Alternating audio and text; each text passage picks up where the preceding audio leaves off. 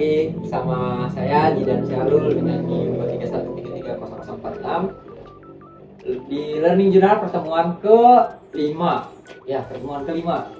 Jadi di minggu ini pertemuannya secara daring ya, secara online melalui aplikasi Gmeet, Google Meet. Karena bentar lagi mau lebaran, jadi tidak bisa secara ini ya, tatap muka, kita harus daring. Di sini presentasi dari kelompok ketiga. Kelompok 3 itu menerangkan makalahnya tentang ini, praktik jurnalisme, mengupas teknik peliputan dan penulisan berita, hukum, politik, dan ekonomi.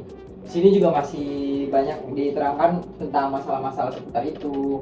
Dan Pak Adi juga di akhir-akhir banyak merevisi. Kita lihat dulu makalahnya. Oke. Ini tuh dari latar belakang. Di sini ada latar belakang yang di bold.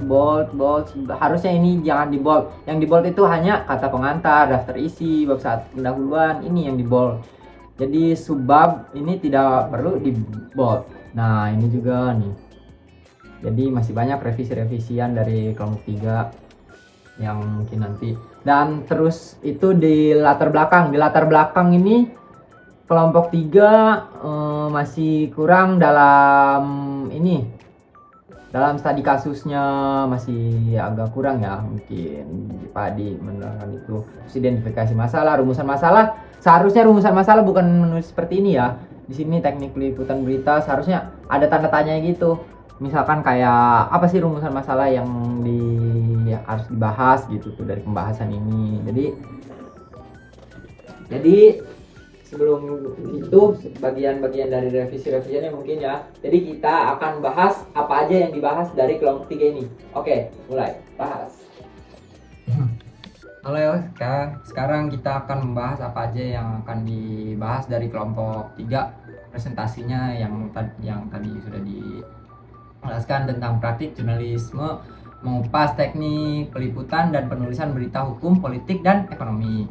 Jadi apa aja sih yang dibahas? Nah, pertama itu teknik peliputan berita. Apa sih teknik peliputan berita? Itu teknik pencarian berita atau pengumpulan data, adalah suatu cara yang digunakan oleh reporter dalam mendapatkan informasi mengenai peristiwa yang sedang terjadi ataupun yang sudah terjadi di tengah-tengah kehidupan masyarakat. Jadi ada berbagai macam teknik yang digunakan oleh reporter untuk mendapatkan data, fakta, dan informasi yang dibutuhkan.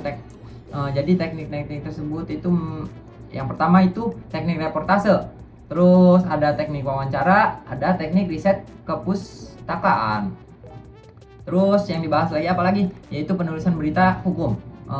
Sesuai dengan judulnya, teknik-teknik utama yang perlu diperhatikan dalam peliputan berita hukum itu yang pertama ada pengumpulan fakta dan data. Pengumpulan data yang akurat merupakan langkah pertama dalam peliputan berita hukum. Jurnalis harus mampu mengakses berbagai sumber resmi untuk mendapatkan informasi yang sah dan dapat dipercaya, seperti dokumen pengadilan, laporan polisi, dan ahli-ahli hukum, serta data resmi lainnya yang terkait dengan kasus-kasus hukum yang sedang dilaporkan. Terus selanjutnya ada wawancara dengan narasumber. Wawancara dengan narasumber seperti biasa dengan para narasumber yang kredibel, dapat dipercaya, sangat penting dalam peliputan berita hukum. Terus selanjutnya yaitu observasi di lapangan. Ada observasi di lapangan, terus ada analisis dokumen-dokumen hukum dalam Undang-Undang Nomor 40 Tahun 1999 tentang pers, yaitu jurnalis dapat mencari dan menganalisis dokumen hukum seperti undang-undang, keputusan pengadilan, dan derogasi lainnya. Terus ada verifikasi informasi. Verifikasi informasi yaitu adalah langkah yang penting ya dalam peliputan berita hukum. Sebelum berita hukum dipubliskan, semua informasi yang diperlukan harus melalui proses verifikasi yang ketat. Hal ini untuk memastikan bahwa data-data yang diberikan itu benar dan tidak mengandung kesalahan. Terus ada jenis-jenis berita hukum. Apa aja jenis-jenis berita hukum? Yang pertama itu ada berita hukum peristiwa, yaitu strike news. Yang kedua ada berita investigasi hukum. 3 ada menganalisis hukum, analisis hukum ya. Terus yang keempat itu ada hukum opini. Terus ada berita hukum advokasi, ada berita hukum edukasi.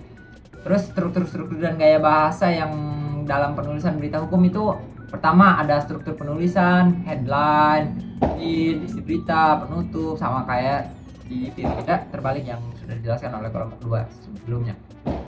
Terus ada gaya penulisan.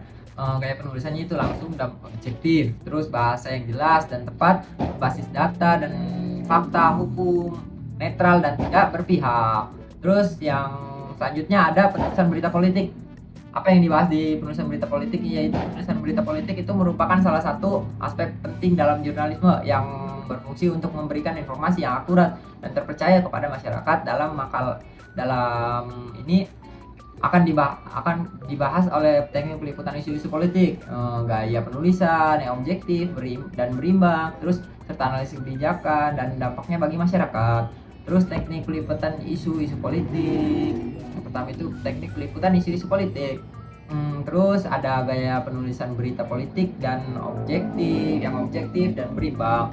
Tadi jelaskan. Terus ada analisis kebijakan dan dampak bagi masyarakat. Oke, masuk materi selanjutnya yaitu penulisan berita ekonomi. Penulisan berita ekonomi apa sih? Penulisan berita ekonomi itu adalah suatu cabang ya jurnalisme yang penting karena berkaitan langsung dengan berbagai aspek kehidupan masyarakat seperti pasar, bisnis, dan investasi. Ya.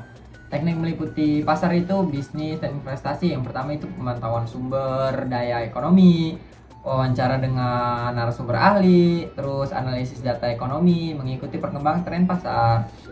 Terus ada gaya bahasa dalam jurnalisme ekonomi, yaitu sederhana dan teknis. Ada gaya bahasa sederhana, ada gaya bahasa teknis. Terus yang selanjutnya ada analisis tren ekonomi dan dampaknya pada publik. Terus apa yang dibahas itu tantangan jurnalisme, hukum, politik, dan ekonomi.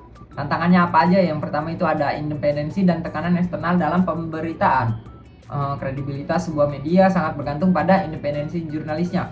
Namun tekanan yang berasal dari berbagai pihak dapat mengancam kebebasan pers. Terus kedua ada pengaruh kepentingan politik dan ekonomi dalam jurnalisme. Terus terakhir ada dampak berita terhadap opini publik dan kebijakan. Berita yang disampaikan media itu sangat berpengaruh terhadap cara masyarakat memahami suatu isu serta terhadap kebijakan yang dibuat oleh pemerintah. Jurnalis dan media harus berkomitmen dalam menjunjung tinggi etika jurnalis, melakukan verifikasi yang ketat, serta memastikan transparansi dalam pemberitaan. Oke, itu aja yang dibahas. Nah, jadi itu aja yang dibahas oleh kelompok 3. Mungkin kurang lebihnya saya pamit undur diri. Kurang lebihnya mohon maaf bila ada kata-kata yang salah tidak terjadi pribadi. Bila ada kata-kata yang tidak datang dari Allah Subhanahu wa taala. Wassalamualaikum warahmatullahi wabarakatuh. Dadah.